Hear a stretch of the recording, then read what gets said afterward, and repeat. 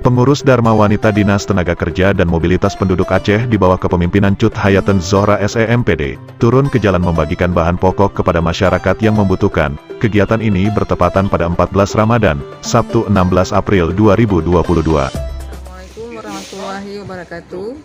Alhamdulillah hari ini bertepatan dengan 14 Ramadan.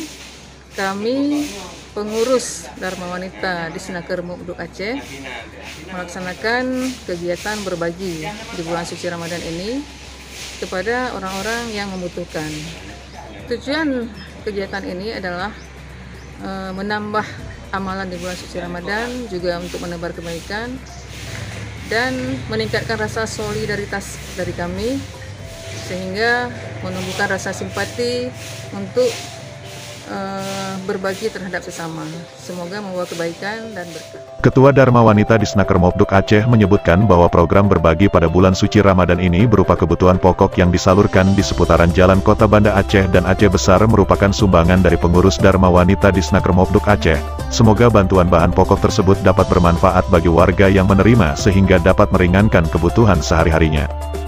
Adapun sasaran penerima bantuan tersebut yakni para tukang becak, tukang parkir, pedagang kecil, dan warga tidak mampu lainnya agar dapat sedikit meringankan beban mereka di bulan suci Ramadan.